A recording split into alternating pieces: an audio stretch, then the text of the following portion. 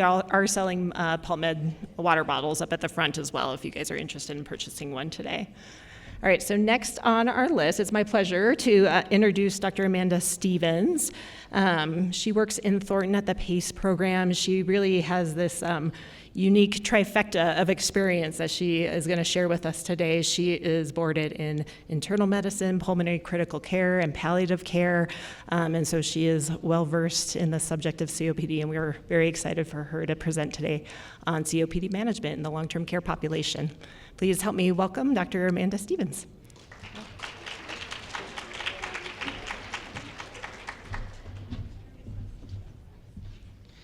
Hi, everyone.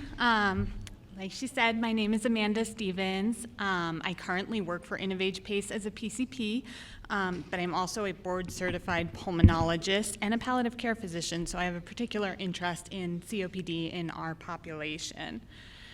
So my presentation today is looking at the GOLD guidelines, and my hope is to take out the most important pieces for our population in the long-term care setting. So a lot of us know why COPD matters, particularly in the general population. It's the number 3 leading cause of death worldwide, lower respiratory disease, and it affects 10% of adults aged 30 to 79. And it is a huge cause of frailty in our population, which we've heard in several presentations is pretty important when we look at our patients. The other piece that makes it really important in long-term care is the high hospitalization and readmission risk. So again, the GOLD guidelines were written for everybody with COPD, and my hope is to kind of tailor them so that they will be helpful for us as a long-term care clinician population. So the definition of COPD, this has actually been revised over the last few years. It's a heterogeneous lung condition characterized by chronic respiratory symptoms due to abnormalities of the airways or alveoli that cause persistent, often progressive airflow obstruction. And that's a lot of biological words, but I think the key point in the new definition is that it's very heterogeneous and patients present really, really differently, particularly in long-term care when we're talking about patients who have cognitive difficulties occasionally. They won't report symptoms to us, and mobility concerns where we may not see them getting short of breath on exertion because they may not be exerting themselves. So we see the typical symptoms of shortness of breath or reduced exercise tolerance, but also back when I was a pulmonary consultant, the amount of patients who got referred to me for weak lungs or frequent chest infections who ended up having asthma or COPD, that number was huge.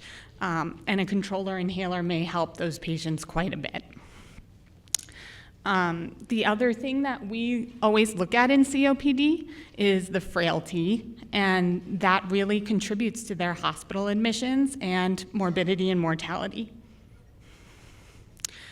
So you can't really talk about COPD without spirometry, but not a lot of us in long-term care have access to spirometry on a daily basis.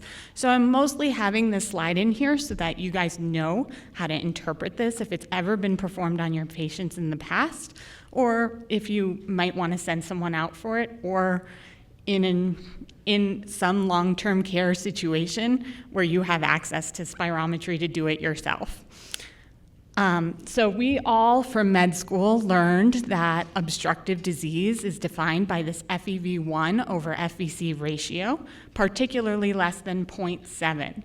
And with COPD, the big deal, the confirmatory diagnostic finding is this post-bronchodilator FEV1 FVC less than 0.7. And that's the confirmatory spirometry finding. While you need reversibility to diagnose, the reversibility with bronchodilator is not necessary to guide your treatment after that initial diagnosis. So if you can find one pre-post, you kind of have your diagnosis and you can go from there. The new guidelines in GOLD 2025 pick up on a little bit of nuance in the pre and the post bronchodilator effect on PFTs that say that if you just do one pre-spiro, you can pretty much rule out COPD, which might be nice in some of your patients who come in with that with a chart diagnosis. And if you ever want to confirm or get rid of that chart diagnosis for whatever reason, you could consider just a pre-spiro and rule it out. So I'll move on from spirometry because a lot of us don't have access to that. The way that we're finding out a lot of patients have COPD in the long-term care community is from what you see on the left, our CT scans, because a lot of our smokers are getting yearly CAT scans now to look for pulmonary nodules. And you can see the COPD findings. Emphysema is pretty easy to spot on a CT scan, and a lot of times, in addition to calling the nodules, the radiologist will say apical emphysema, and that is diagnostic criteria to put emphysema on your problem list. And if someone has symptoms along with that, they might require treatment for their COPD, which we'll go into later.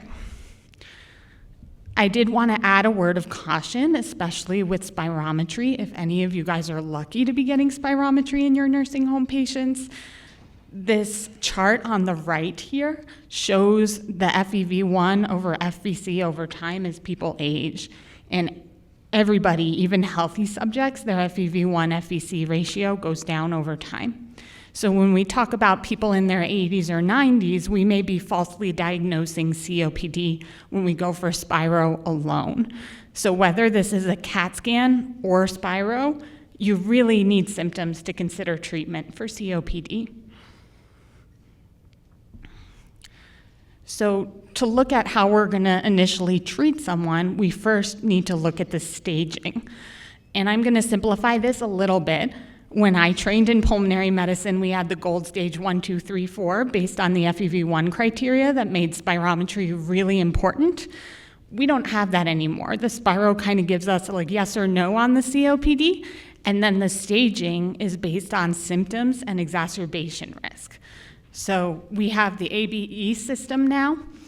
A and B are your people without very many exacerbations, and A are your low symptoms patients. And generally, my quick and dirty method of distinguishing A and B is basically whether in group A, they're going to be breathless with doing whatever exertion they do, versus if their breathlessness forces them to stop walking or stop moving in any way. That's how I really differentiate those two in an easy way without taking out your scales or anything like that. So then once you've got your A and your B symptoms, you go to group E, where you're looking really at exacerbations or hospitalizations. And it doesn't take many exacerbations or hospitalizations to get your patients into this group E.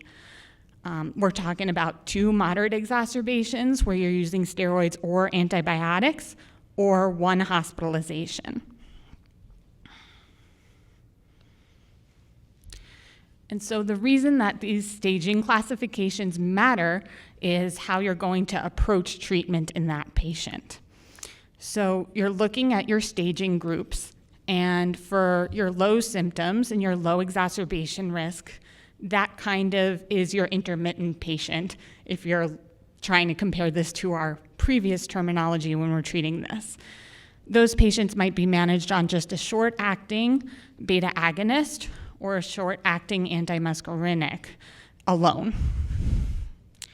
Sometimes you'll still see just Spiriva alone. That's not covered by the guidelines at this point. A long-acting antimuscarinic alone is not supported by the current GOLD guidelines, and that's been a major shift over the past 5 or so years.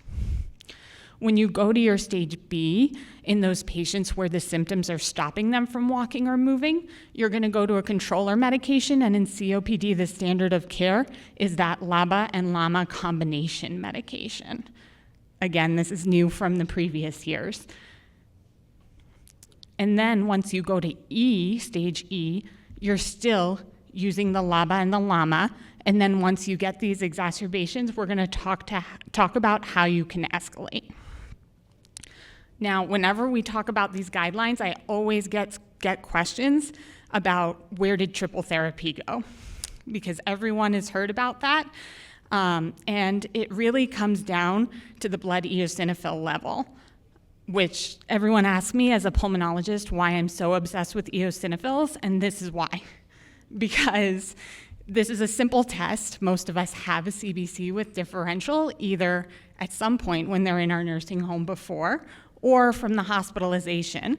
And we have data to suggest that if the absolute EO count is less than 100, we know that inhaled corticosteroids are unlikely to be benefiting that patient and may be leading them to increased risk of pneumonia and other side effects. If it's higher, the ICS might be helpful once you get into that group E situation.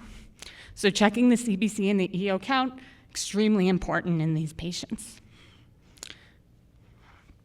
The only caveat I would add for the eosinophil count is you want to find an eosinophil count that's off prednisone. Pretty much the second someone gets prednisone, probably within hours, that count is going to go down to 0.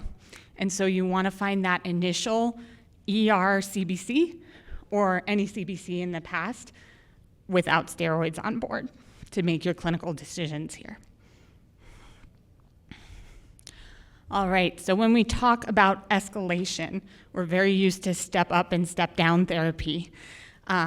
Again, the LABA-LAMA combination is now the preferred controller medication in COPD. It's better than the LABA and ICS combination that we use frequently in asthma. And so that's why getting that diagnosis correct is really, really important, because the controllers have really changed between the two diseases. And then we consider triple therapy again, specifically in group E patients, lots of symptoms and exacerbations with the EOs over 100. The other piece of this with the eosinophilia is that you might want to check the CBC in your kind of stable COPD patients that are on an inhaled corticosteroid to see if they should come off that inhaled corticosteroid to prevent pneumonias in the future. It's easy enough to get a CBC with this if they're not on steroids and make that decision to kind of deprescribe and go back to the LABA-LAMA to align with guidelines and prevent the side effects, again, pneumonia, osteoporosis, and adrenal suppression. I pretty much check CBC with DIF in every patient who I think has an obstructive lung disease, asthma, or COPD. So new medications that you might have heard of. Not a lot of people are probably starting these medications in a skilled nursing situation, but they are here. If you see them, it's good to know about. Dupilumab is a biologic injectable medication that we inject every 2 weeks or so, specifically in people who are on triple therapy, still exacerbating and still with a high eosinophil count. This is another reason why pulmonologists love eosinophils. This medication actually makes quite a huge difference in COPD patients. I've seen it clinically. So it is something to consider, and try not to abruptly discontinue on somebody if they get admitted to the skilled nursing facility. There's a big clinical benefit here. This next inhaler is the new kid on the block. The ensifentrine is an inhaler. It's quite expensive. It's a PDE3/4 bronchodilator. It's the same molecule that's in roflumilast, which we give orally, but it has been shown to help with shortness of breath, with dyspnea, with someone who still has symptoms on triple therapy. And then when you're talking about persistent exacerbations on the LABA-LAMA with low eosinophils, we talk about kind of our old friends, the chronic daily azithromycin, which we should be considering mostly in non-smokers, but we certainly use it in both. It just has more data in non-smokers. And then for your COPD patients with chronic bronchitis and severe exacerbations, roflumilast is also used to treat exacerbations. The other piece I always put a plug in for is looking at what type of inhaler you are prescribing and seeing if your patients can actually do these inhalers. So I put the pictures here to remind you. The MDIs, or the metered dose inhalers, are on your left. They require some coordination. They require someone to be able to press that button and coordinate their breathing at the same time as that button happens. I don't know a ton of my patients in the SNF setting who can coordinate that. So it's just something to consider. To the right of that is your Respimat form of inhalers. which require the patient to twist and then press a button to get that mist to come out. So while it doesn't require as much respiratory drive to get the medicine in them, they do need to have some strength to prime that inhaler, and also difficult with arthritis if they can't make a full fist.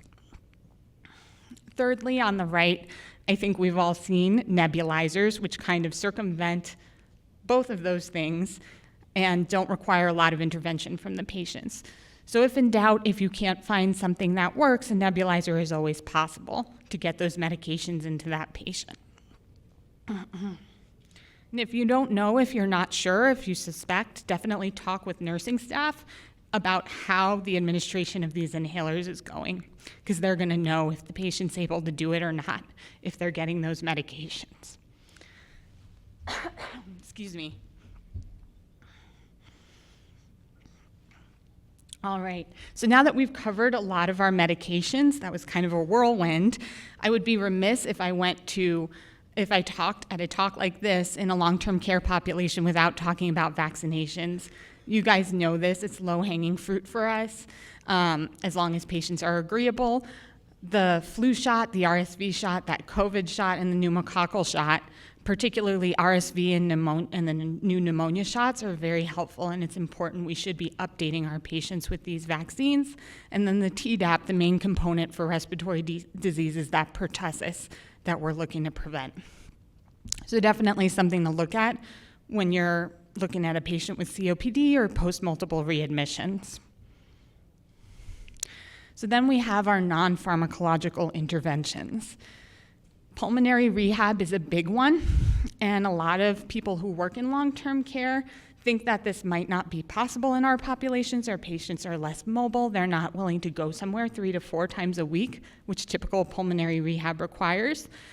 We have data to suggest that even something a few times a week, like a restorative program in a facility, also has good benefit when initiated within a month about after that exacerbation happens. So don't think that we require perfection and the perfect pulmonary rehab program in order for it to be successful. Any increase in exercise is going to help our patients. The other piece is oxygen therapy, which as a pulmonologist, this is sometimes a battle in facilities. COPD patients really only need oxygen if their O2 stats are less than 88%. We actually do some damage by over-oxygenating these patients.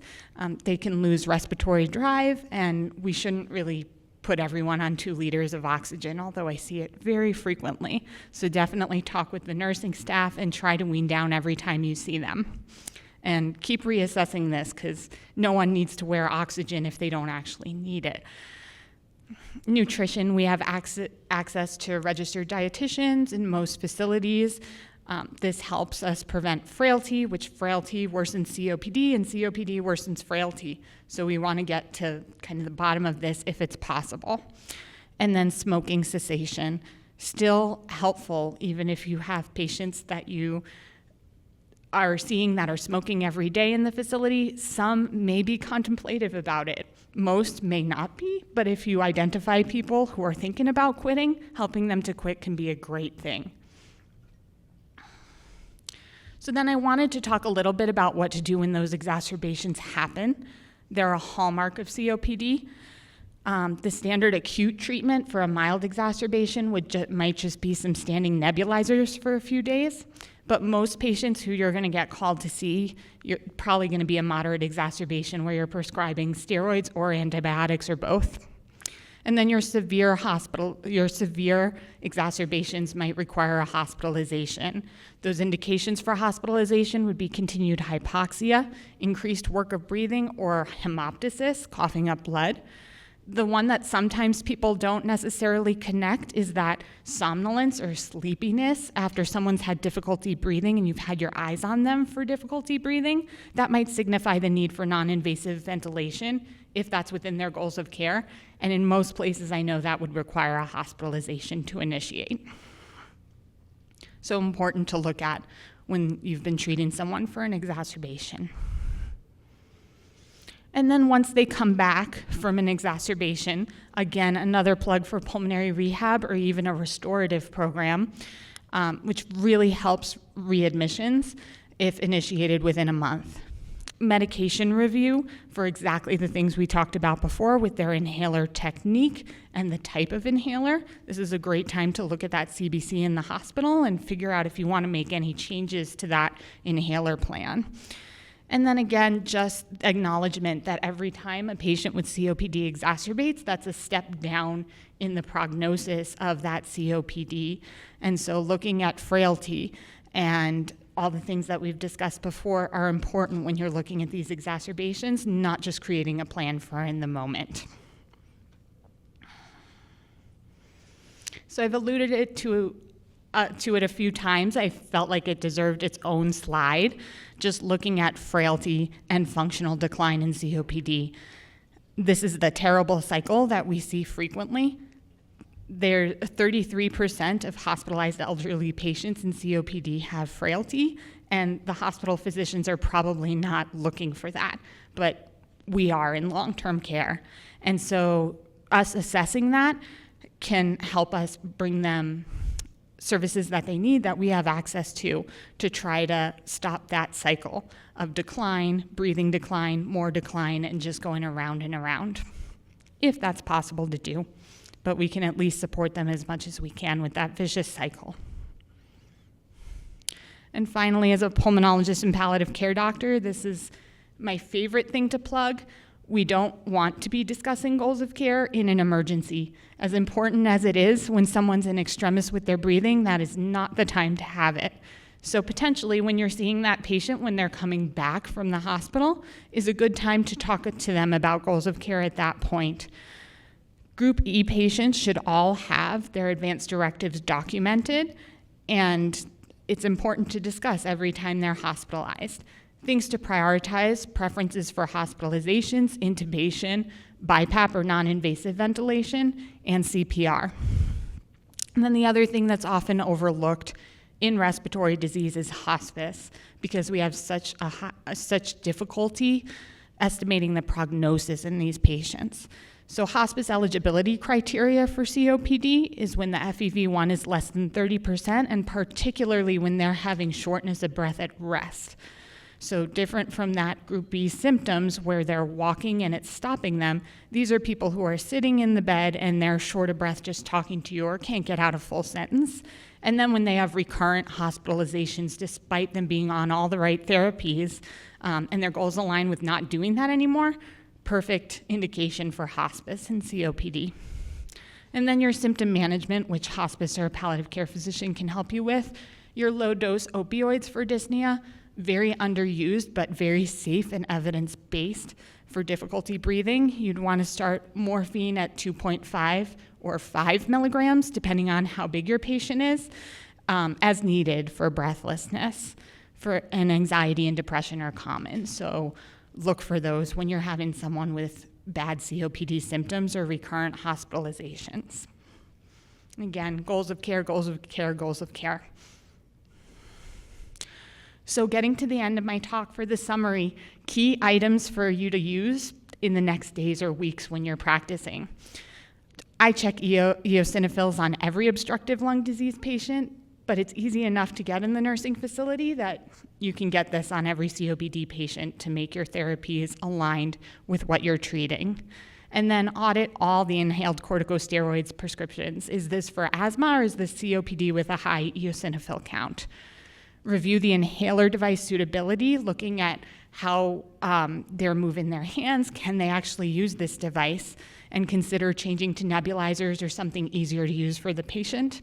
Ensure vaccinations are current. Screen for your frailty and cardiovascular risk. And then, of course, goals of care in your patients that are exacerbating frequently. So thank you so much. This is what I have. This is largely based on the GOLD guidelines, which you can see here. And I'm available if you have any questions. It looks like I have about a minute left.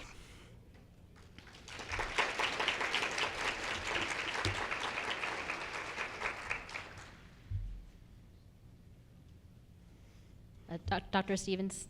there was a question online that someone asked. How do you think through a patient that is having both frequent COPD exacerbations and pneumonia, and if you're thinking of using inhaled corticosteroids, let's say their eosinophil count somewhere in the middle, what are the risks and benefits then for inhaled corticosteroids? Yeah, I think whenever I think of that particular patient that you describe who has COPD and frequent pneumonias, I think about aspiration pneumonias. The inhaled corticosteroids are likely increasing the frequency of those pneumonias, but I also think about getting speech therapy involved and looking at their swallow too, because we see these frequent exacerbations as well in chronic aspiration, which becomes very, very common in older adults. Does that answer your question? I know it's an online person, so you can put that in the chat if you have any follow-up questions. So I had one more question. What is the role of chronic prednisone therapy in COPD now?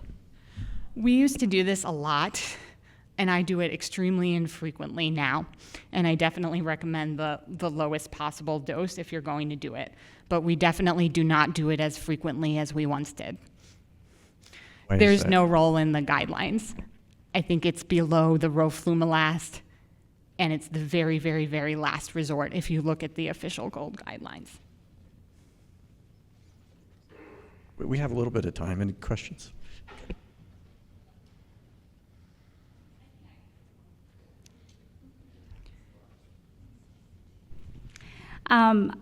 I don't know if this will be a pariah comment, but I have to tell you I appreciate you saying something about morphine. I am a geriatrician. I've worked in nursing homes for 10 years plus, switched gears to hospice, which actually has been a big switch and a difficult one. And, you know, a lot of times I feel I have to defend the use of morphine in end of life. That is to say, I agree that this should not be, hospice gets referred and right away we comfort kit, right? Morphine Q2, Ativan, et cetera. I mean, that's not right either. But it has been really hard to practice as a hospice physician now, even with getting certifications in it, et cetera, because we do get a lot of pushback, and I understand that. But I have to say, a lot of times we get pushback for saying that, well, we're above this, morphine equivalent, or, you need to get it down. There's no ceiling effect. Per palliative guidelines, it's comfort-driven. So I just want to say to all my colleagues here that, we try to use safe medicine, and you're one of the few physicians who I think is kind of saying that it's okay, to comfort to our patients. So thank you. I think it validates what we do, in hospice. Absolutely. And I clearly agree. I think when I was doing pulmonary and palliative, I feel like most of my job was saying it's okay to prescribe morphine and prescribing morphine. You will want to do the lower dose than pain, but you manage it the same way, starting with PRN and then doubling the dose as needed. So yes, to all of that. Thank you. Hey, thanks for a very clear talk. I was curious, earlier on you'd mentioned something about bronchodilator response, and I was just curious because I know COPD and asthma were merging and they got rid of the term, but I think it's still the case that if someone has a bronchodilator response, then they have asthma, in which case then you would start an ICS. Can you just clarify, do you get spirometry with bronchodilation on all the patients to make that distinction, because it does drive a difference in your management? Yes, you're right. So COPD with a bronchodilator response is asthma if they respond to normal with that bronchodilator, and I would go to the ICS LABA.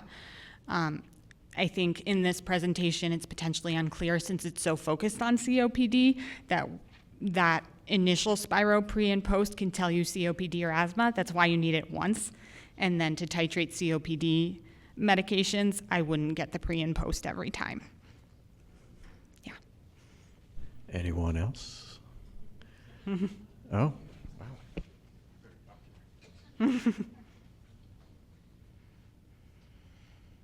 Just a short question. So for how long do you have to wait to check the eosinophils level after steroid treatment?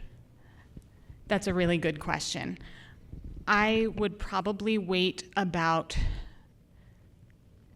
It should probably be out by 2 weeks, but to be safe, I would say a month after.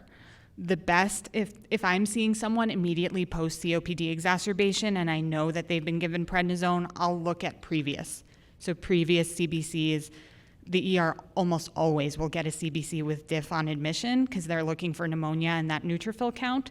So that's my favorite one to look at when I'm deciding whether to continue it immediately after hospitalization.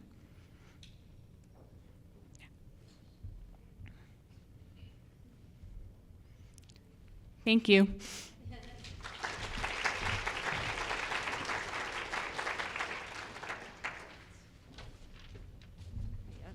Thank you so much for that presentation. It was very clear.